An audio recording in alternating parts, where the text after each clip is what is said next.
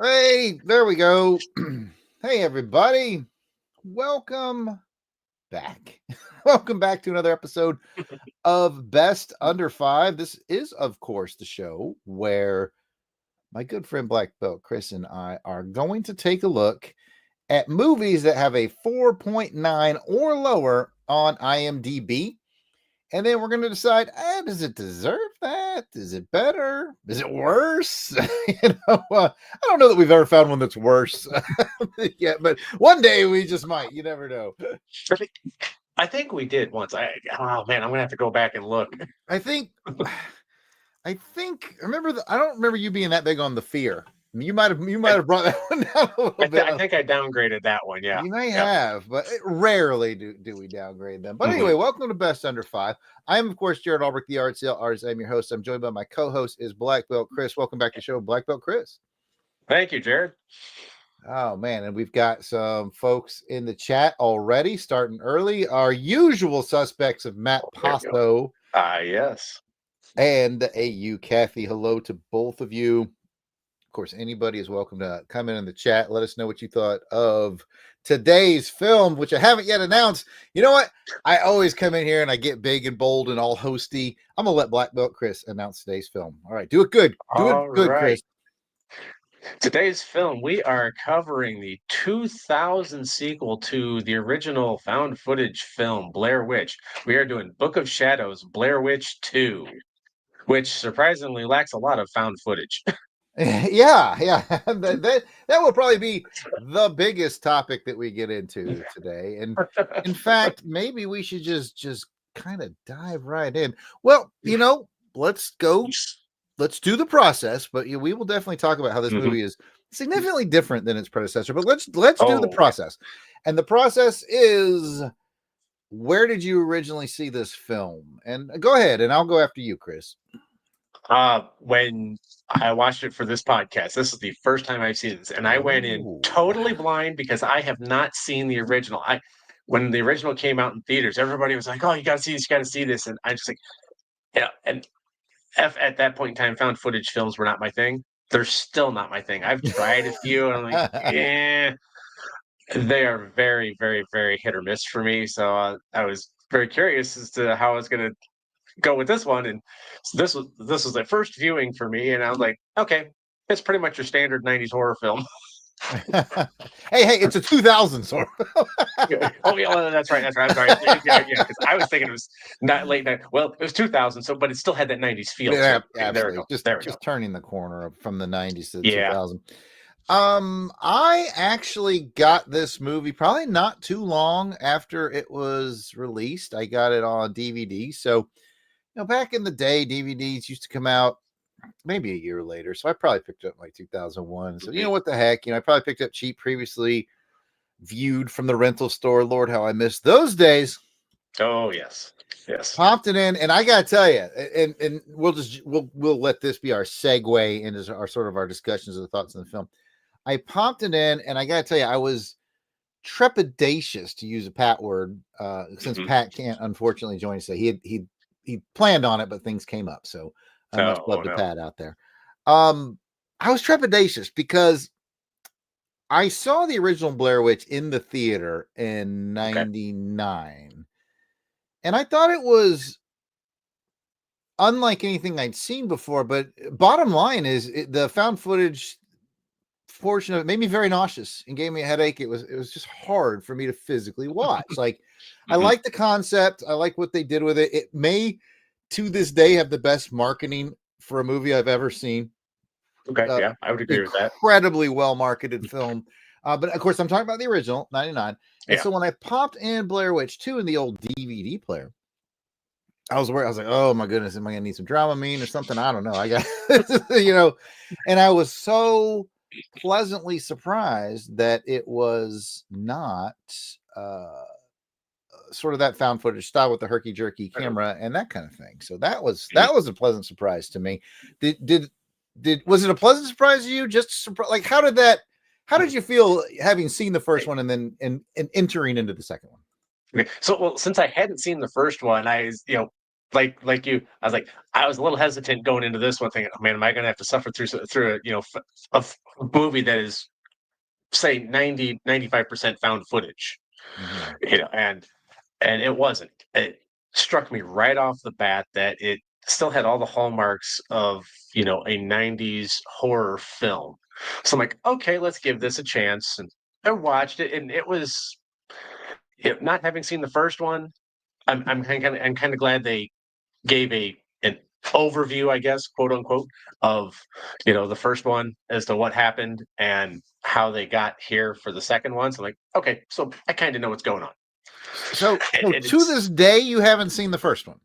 I have not seen the first one. Okay, all To right. this I day. thought maybe To you this caught up day. at some point. Okay, all right. Nope. Nope. I figured, all right, I'm going to go into this blind and see how it goes.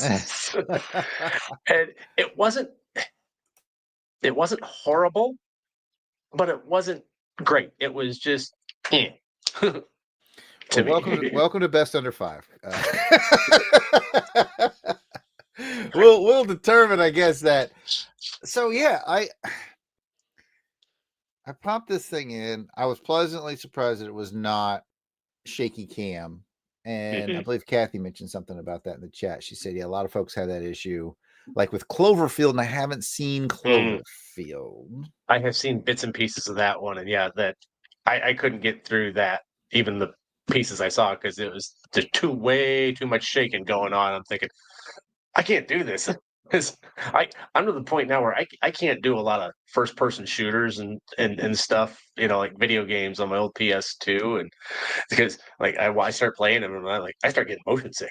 But I can understand. so doing the whole found footage movies after a while, like, ugh. I'm like feeling kind of queasy. But yet I can hop on a roller coaster no problem. So I don't know. I Yeah, don't know what the deal is. to this day, my favorite found footage movie that for some reason doesn't really make me that nauseous is Wreck, the Spanish film Wreck. Yes. Yeah. Yep. Yeah, Yeah. it got Yeah, same remade. thing. Yeah, it got Same thing. remade Yeah. as Quarantine in the United States, and that was Mhm. fine too. But I enjoyed Wreck. I've seen all of Wreck's 1, 2, and 3, Mhm. and then Wreck 3 is sort of a departure, much like Blair Witch 2 is a departure in Yep. style. So yeah, so this movie kicks off. This Blair Witch 2 kicks off. And what I think is neat about it is it once again almost blurs the lines of reality. Because remember, I talked about this had incredibly good marketing campaign. The original did, the 99 one The original, did. yes. Because it was just in those early days of the internet. And they were teasing it out as if it was this found footage, as if this thing was real. A lot of people went to the movie theater thinking it was real. I believe AU Kathy in the chat mentioned, and I quote, "I got totally sucked into the first movie. I really thought it was real, LOL." And that was the beauty of the marketing, the first one. Now this one kicks off, and it's almost playing off of that because apparently in real life, a lot of people, went to find this Blair Witch thing, Yeah, which was in yeah. what, like, I is it found that Virginia? in my trivia. Burkittsville, I think, is where. Let me see. Burkittsville. I don't know what state it was in because everything I said just said Burkittsville. The Okay, I quick want to say Virginia. Somebody help trivia. us out in the chat, but it Yeah. doesn't matter. But like in real life, people were going, and that's kind of what the movie's about. Is like people in real Yeah. life Yep. going. Mhm. So it's almost like it's chasing the real lore of the fake movie. It's like I can't. Yeah. I know where you're going, and I did like that. I did like that about the movie. It wasn't just a rehash of the first one. People going out to try to find out what happened. It was all about capitalizing on the unwanted fame that their Mhm. town got. That Exactly. I did like that. I did like that. And searching around my trivia, what was it? Oh, apparently most of the people in Burkittsville did not like the sequel, and the director says they chased us out of town. the document. The documentary footage at the beginning was pieced together from small handfuls of residents that would actually talk to them. You gotta imagine though, like the timing of it is terrible because they're going they kudos to the production crews. They had a pretty good idea. Like the idea surrounding this movie is pretty good. We'll talk about its execution momentarily. But like, I just feel like it's bad timing. Like I can imagine the entire town just being like fed up with with the hysteria around Blair Witch. I've had enough of this, and here they come making another movie, and they're like, oh my god, like I get it. It's very disruptive to their daily life. And by the way, they were not happy with the film and the attention their town garnered, because just like at the beginning of the film, they had people just inundating the town, traipsing through the woods and stuff, trying to find this stuff, but it's not actually there. And now you got people traipsing around filming a movie about people traipsing around. Inception before Inception. Matt Boswell helps us out and says it's in Maryland. So it is in Maryland, because I did notice in the trivia they did film it in Maryland, the sequel in Maryland. Okay. Yeah. So I would say obvious thing that we have to talk about is it's a cast of very unknowns, some of which have done a little this, that, and the other, but one of which is a breakout the only star. one. Yes, I only recognized one, and that was Jeffrey Donovan. Because at first I thought, why does that guy look familiar? Why does he sound familiar? And then I'm like, oh my god, it's Jeffrey Donovan, from Burn Notice and later Law and Order. At first, by the way, Burn Notice. I've never seen Burn Notice, and I've heard it's quite good. So it is. I might have to give that a chance, although I'm very suspicious of any TV show that aired after Airwolf, with the exception of Quantum Leap. But, but when I first saw it, I was like, that guy is definitely known from somewhere. And then my first thought was, is that Corman Nemec, the guy who played Parker Lewis? And Parker Lewis Can't Lose, and he's been on like Stargate, and I think you guessed on Smallville. And I was like, no, that's not him. I really just want to bring him up because he follows me on X, and that makes me happy. But they do look similar. And then I was like, wait a minute. And even though I've never seen Burn Notice, I might have even messaged you while I was watching. I was like, I think it's the Burn Notice guy. Yeah, I don't remember. Yeah. At some point, I think I messaged you about it being the Burn Notice guy. Yeah. He's the only one I recognize. And I looked up the other people, and I'm looking through their IMDb's, and I have no idea who these people are. It's like, this is the only big thing they did. Yeah, they just kind of disappeared. Yeah. Except for I think the sheriff. I think he's done quite a bit. Character roles. That makes sense, because he did look kind of familiar. Okay, so what I want to do next is I want to tell you my favorite thing about it, and then my least favorite thing about it, and then maybe you can return in kind, since we always sort of make up the format of the show as we go. My favorite thing about this movie was what I mentioned before, was the pleasant surprise. Like, it was not a carbon copy of the first. And the pleasant surprise to me was, not only was it not a carbon copy of the first, but also that it has enough mystery, like what is happening, what is real, what's going on here, that it holds my interest through the whole film. So that's my favorite thing about it. You know what? Let's put a pause there and let's ask you what your favorite thing about it is, Chris. Uh-oh, did I lose Chris? I may have lost Chris, ladies and gentlemen. I guess the next logical question is to the people in the chat. Am I still on? Did we lose everything? According to my end, it looks like I'm still on. We'll find out momentarily. All right, we'll try to get Chris back on. According to the chat, I'm still good, and Chris is froze up like a popsicle, but that's all right. I will let the live audience know, since my favorite thing was that it was not carbon copy, and it did have enough mystery to keep my interest through the whole thing. My least favorite thing about the chat, no, I love the chat. My least favorite thing about the film was I didn't find one single likable character in the whole batch of folks. Most of these movies, most of these horror films are a batch of young people that go into the woods, and they they look at the stuff. But this one, eh. Hang on, play with formatting. Okay, this one, the particularly unlikable group.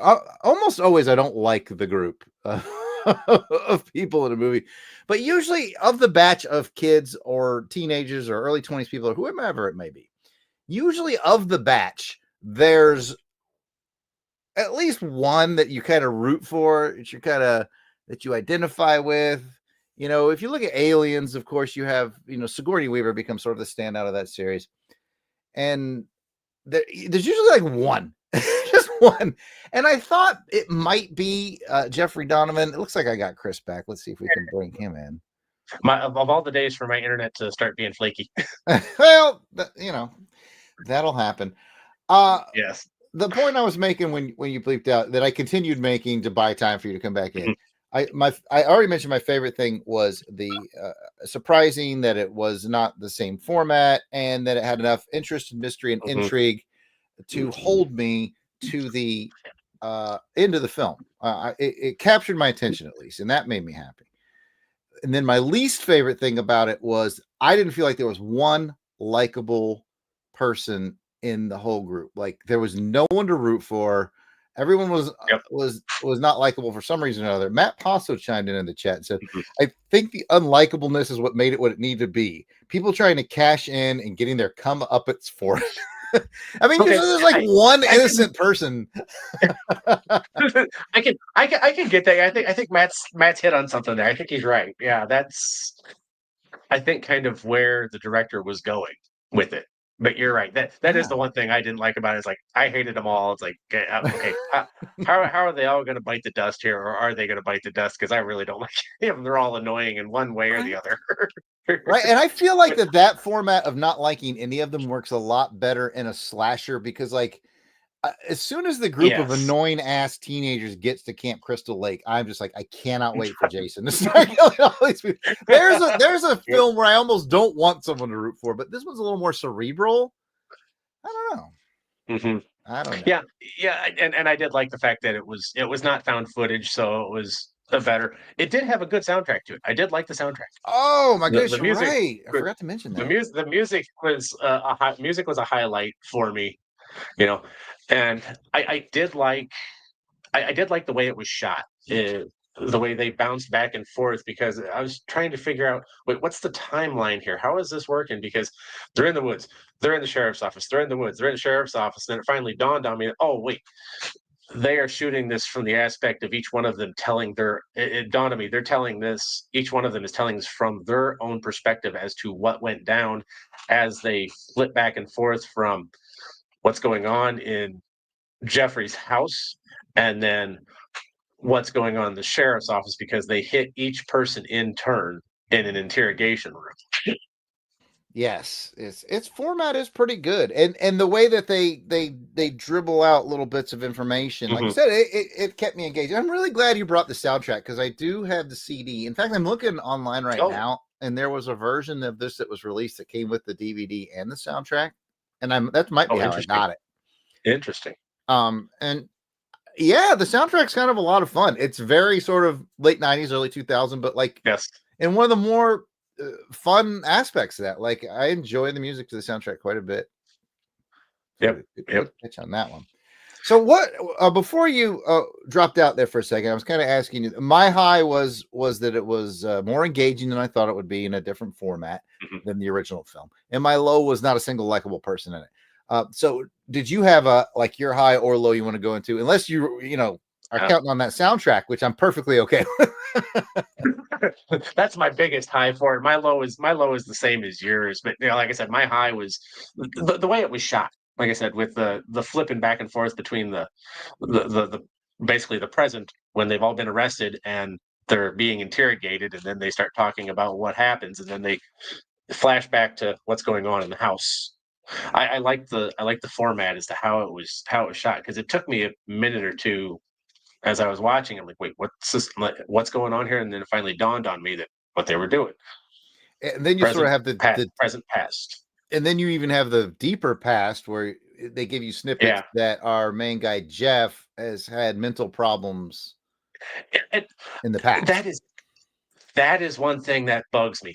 It was never explained what the deal was there. Right? And I watched this twice just to refresh it so I could refresh my memory on it. I watched it, I think, Thursday night, and I kept looking and listening for an explanation as to why he was in the mental institution, and it never came. So I'm thinking, okay, this was dumb. This is one part I did not like because I'm like, I want an explanation because they could have maybe tied that into why he does what he does, or if he has some sort of connection to what happened. Yeah, I could have. I sometimes I think they just put that in there to have that unreliable narrator type of deal. Like, Okay. can you trust his memories at all? And right, and it's kind of neat too because the way they do it, you with the group that goes out of unlikable people, and they meet a group of probably more likable people along the way, right? And then that group the other tourists, the other tourists, of course, end up getting spoiler alert if you haven't seen it, end up getting slaughtered. And that's kind of the whole deal. Like these other folks have been brought in and accused of said slaughtering. And as you go along, like we all have this distinct feeling that they did it. They just are unaware that they did it. That made me laugh. That made me laugh. I mean, there were certain parts of this that I just kind of laughed at. Because they're also playing on the old horror trope that you go out in the middle of the woods and you're drinking and having sex. Now, granted, there was no sex involved, but there was some drinking and some pot. So okay, something bad's going to happen. And then they all wake up the next morning. They blacked out, and there's their the one engaged couple or whatever it is, their manuscripts floating in the air that they got all torn up, and they couldn't find the tapes, and all the camera equipment was smashed. And it was a whole thing. And again, I really like the way they sort of strung you along. That's the phrase I'm looking for, the way they strung you along. And as we get close to sort of wrapping up with our thoughts, although if you have any more trivia, of course we're all ears. If you had any more interesting left out at you, not a whole lot. I did some looking. There was not a whole lot, but it did. It made $48 million in total after 8 weeks. Roughly half of that, was in the U.S. It's probably not bad. I don't think that doesn't feel like it had a huge budget. It cost, I think it said it cost 13 million to make, or no, 15 million to make. So they made their money back. It was, in terms of what most people would think is successful, it made triple its money. So it was successful. Yeah. What else we got here? Oh, I do like this. Jack Matthews on the New York Daily News gave it 1.5 stars. The characters are boring, the violence generic, the suspense non-existent. Oh, I do. Oh, I do have my usual. The suspense is non-existent. He is not wrong on that point. There was no suspense in this at all. I'm just like, wait. Well, okay, where's the horror aspect going to start? Okay, I will say from the like a jump scare perspective, or feeling very afraid of being attacked. Jason stalking you. Yeah, the suspense wasn't there. But the aforementioned sort of suspense of figuring out what's going on, that was good. And of course I do have my I took a few of the reviews from my Plex server that we'll talk about momentarily. Yeah, I'm looking at my notes here, and the one thing that really blew my mind was the one girl was Tristan. She knows she's pregnant, but yet she's out in the woods drinking. Wait a minute. Come on now, Tristan. Come on. Well, what is going on here? Tristan didn't exactly want that baby anyway. That's true. That's true. So, that's true. But in the end, I liked it better than the original 1999 version. Than the original. Yes, I did. The 99 original, great marketing, great concept, great idea. Hard for me to watch, and at some points just outright annoying in certain points. That's the first one. This one I appreciated its structure a little more. I just appreciated its suspense a little more. I even had a little bit of appreciation for the sort of meta verse, that it was about people who had come to Blair Witch, even though the Blair Witch wasn't real. And then all of a sudden there is a real witch, the meta on top of meta aspect of it amused me. Yeah. So you don't have anything to bounce it off of, though. You never saw the original, so I never saw the original. I did kind of laugh because when they get to Jeff's house in the middle of the woods there, I'm just thinking, that's an odd place to live. He bought it for $1. Yeah, but yeah, well, I mean, he's got a lot in common with you. He sells stuff on eBay. He does. He lives cheap. Like he bought like this old like Civil War era factory. Like he was able to buy it like $1, like historical marker or something like that. And I really thought it was cool. Like I was like, oh, if I had that opportunity, I'd buy it and fix that place up too. It was a cool pad. Like I might fix it up a little more than he did. Yeah. It's still looking kind of like a dive. One step at a time, man. One step at a time. I did have to laugh though when they finally figured out, when they were trying to figure out what happened the night before, and then it finally dawned on them. Oh, we need to play the tapes backwards. Like, okay, so they start playing the tapes backwards, and of course everything becomes clear. But I started laughing because I'm watching the timestamp up in the corner run forward. I did not catch that myself. But yeah, I thought that was weird too. We got to play the tapes backwards. I'm like, wouldn't it?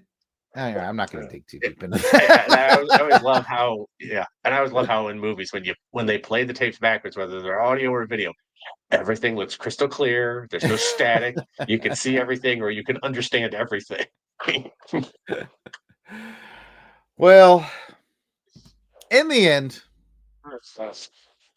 I liked it better. But you know what? Let's go in and look at some of these reviews real quick, and we'll discuss those, and we'll give our final thoughts. And then I actually did make a list of this. This is episode 6 of Best Under 5. I have made a list of the 6 movies so we could talk about how we'd rack and stack them up to this point, which became a fun little thing that we started doing last episode. But let's get into the first of the reviews I pulled off of my Plex. Is from the Dallas Morning News. A guy named Chris Wagner said, "The results should hold your interest, but they're hardly bewitching." And he gave it a rotten. He gave it a thumbs down. But I thought that was interesting phrasing. The results will hold your interest, which is, I mentioned, it held my interest in the whole movie. It did. Yeah, it did. He's not wrong.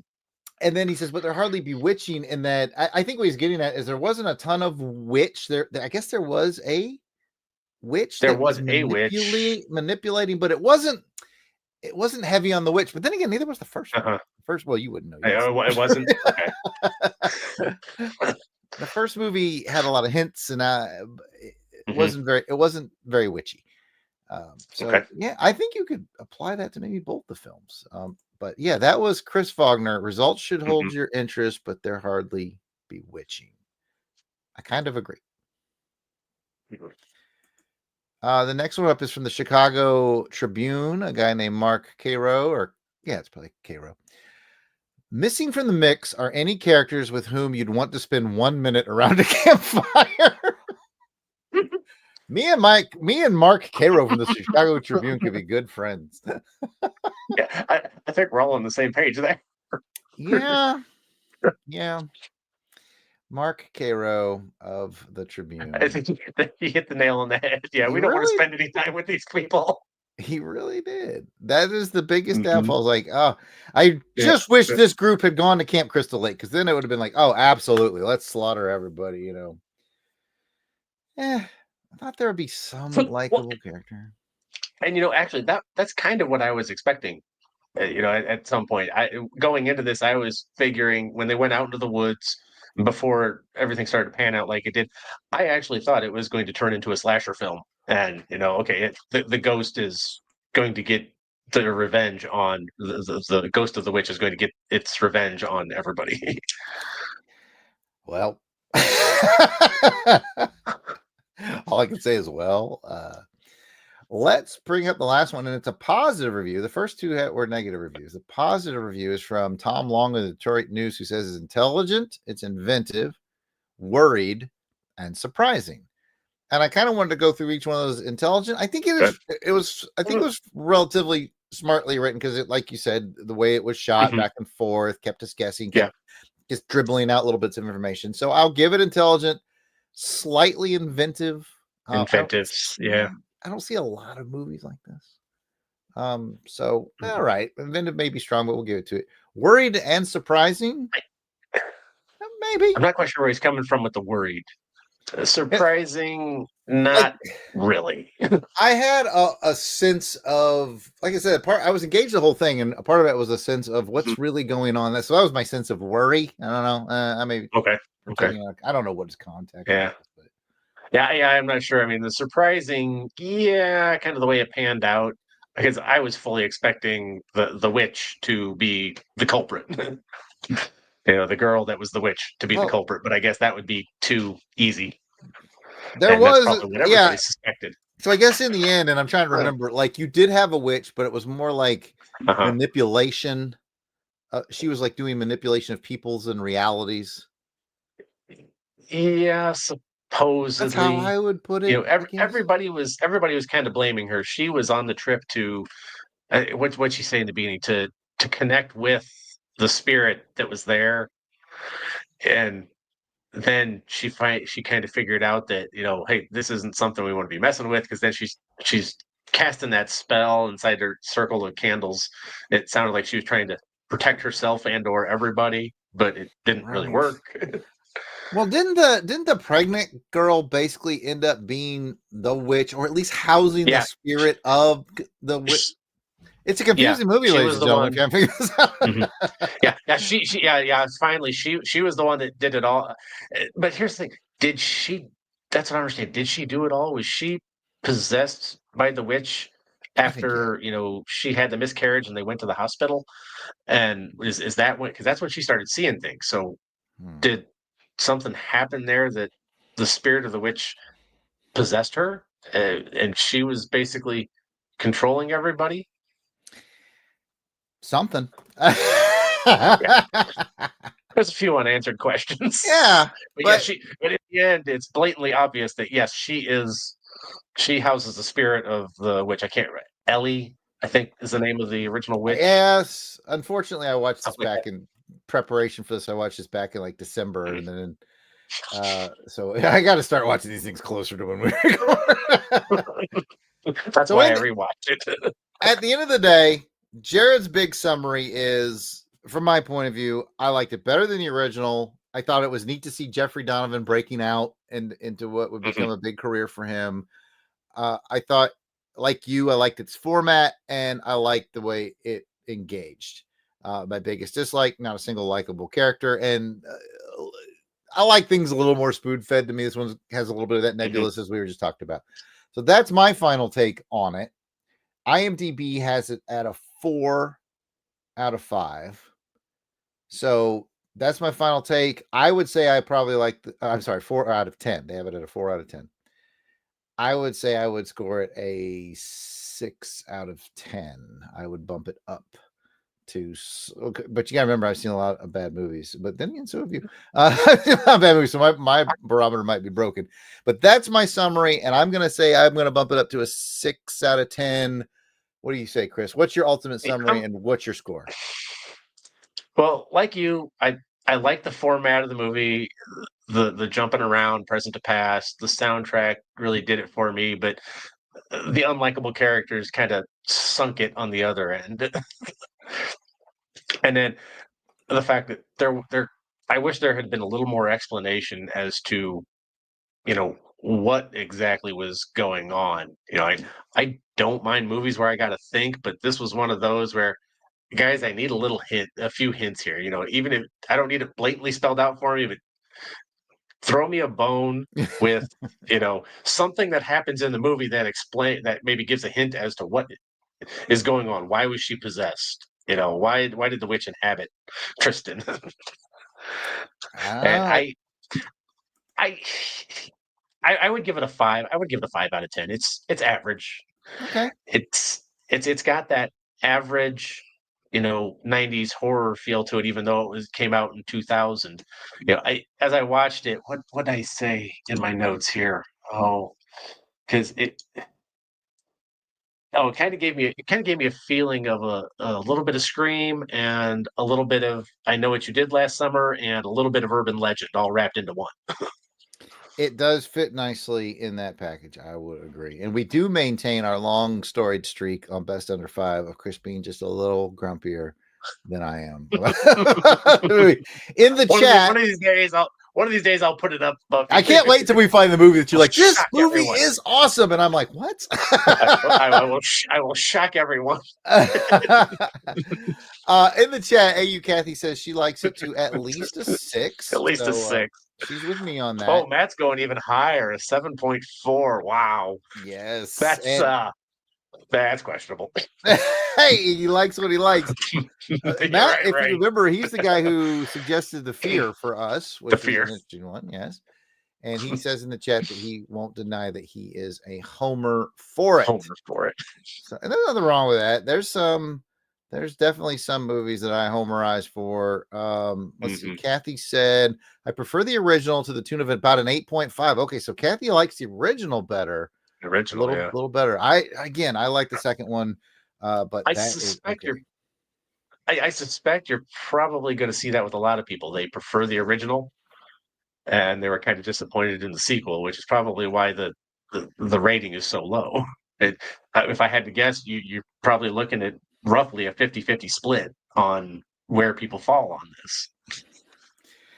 You may be right. Matt Postle says he gives the original a 10. Wow, he loved it. 10. Oh, that's bold. That's bold. Even though I've never seen the original, but I still think that's bold. Like I said, I gave this one a 6. And honestly, I probably would give the original almost the same, like let's say 5.9. Just really? I don't know that I'd go back and watch it because it's too physically difficult for me with this, but I give it a lot of points for its good marketing. Like that, if you weren't alive and of the age to be paying attention to things in 1999, I can't really explain it. The marketing is just incredible. It is just so well done. Again, so well done that people went to the movie and saw the actual movie and still questioned whether or not it was true. Yeah. I just looked it up. It's streaming on Plex and Roku. Maybe I'll have to go back and watch it just to see what I missed. Take some Dramamine, my friend. I've seen it and it was good. Even though I know all the surprises at this point about it. We are about to wrap up, folks. We're going to take a look at all 6 movies that we've covered here and give you our best guess at how we'd rank them. But people, of course, in the chat, which has been dominated by Matt and Kathy today, and we really appreciate you guys for tuning in and chatting with us. Really appreciate that. Don't forget, if you're watching this on YouTube, to give us a like, maybe share it with share it on your social media. Say, hey, check this out. I watched this today. I was in the chat. It was a lot of fun. To anybody out there who might love it. But yeah, we're also taking recommendations. We've taken a couple. We've taken one from Matt and one from Kathy, I think. One from Kathy. And one of those people is no longer allowed to make recommendations. I'm just kidding. Everyone's welcome. All right. So here on episode 6, that means we have talked about the following. I don't have them in any particular order. I just wrote them down as I remembered them. We talked about Jaws 3. Yep. We talked about The Fear. We talked about The Base with Mark Dacascos. Base, yeah. But I think Kathy was on that one, right? And you were Kathy was in on that one, but I caught a snippet of you guys talking about it while I was in Australia. So I looked at my watch and like, oh hey, they're talking about The Base. Let me jump in here and see what they're saying. You did see it though. I thought you saw it. I saw about probably 10 minutes of it. Oh, okay. So that won't have to. I jumped. Yeah, I jumped in at the part where you guys were. I don't remember what you were talking about, but you had said something about, like Chris. I got a good laugh out of the end there where they were doing the chase scene between the tank and the Jeep around the army base, and nobody is doing anything about it. That's right. Your voice was featured on I remember that. All right. So Jaws 3, Fear, The Base, Grease 2, Blair Witch 2, and Fangs, our initial episode with the which I like more than most people. So, looking at that list, I would say, and this is going off the cuff. You could catch me on any other day, and I might shuffle them up. I would say bottom up. Sorry, Kathy, but I still have Grease 2 at my bottom spot. Yes. Grease 2. Yes. Grease 2 is at the bottom. Jaws 3 is at the top for me. Yes, Jaws 3 is at the top. So I have everything else fills in the middle. Yeah, it kind of jangles, but yeah, I got Grease 2 at the bottom. Above that, I have The Fear. Yeah. Above that, I have Blair Witch 2. Above that, I have The Base. Above that, I have Fangs, and then I have Jaws 3 at number 1. Yeah, see, that's pretty much my ranking, except I would probably flip The Base and Fangs. And I understand that. Very comparable. The way the wind blows, I could probably do the same. I just like sort of the campiness of Fangs, but it really depends on, am I in sort of a campy creature movie kind of mood, or do I just want to see Mark Coscos do cool stuff? Either way, I go either way on that. Kathy's mad at us now. She put in the chat the vomit emoji. Oh no, it's not vomit. She's crying. No, it's just a crying. She's crying. She said, "I'm out." Hey, we still took your suggestion to watch it and said nice things about it on the show. It. I even got my wife to watch Grease 2 with me, and she loves the first one, and she was not thrilled with the second.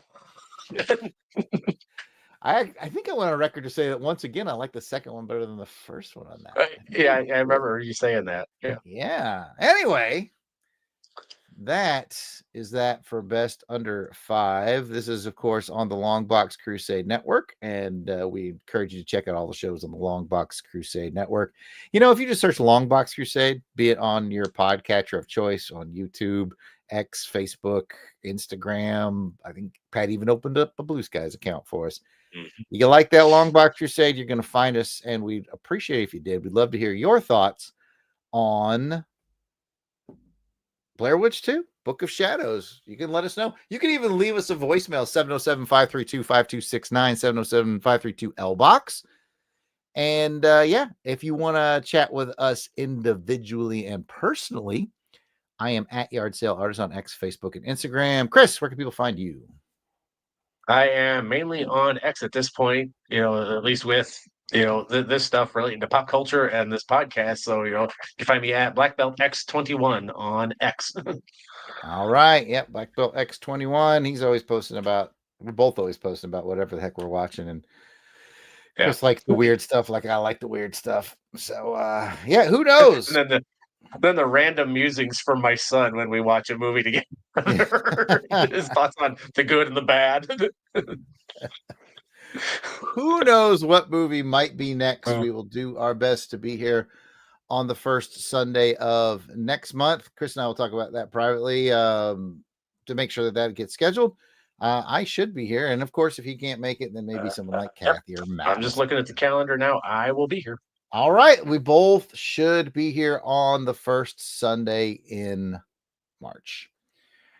With that, thanks again for tuning in for Best Under 5. Oh, man, I forgot. We had a list of those things, those sign-offs, and I actually used one of them that you sent me. I think what was the one I haven't? Oh, yeah. This podcast has been rated B for bye. Yeah, that's what it was. So there you have it, folks. This podcast has been rated B for bye. Thanks, everybody.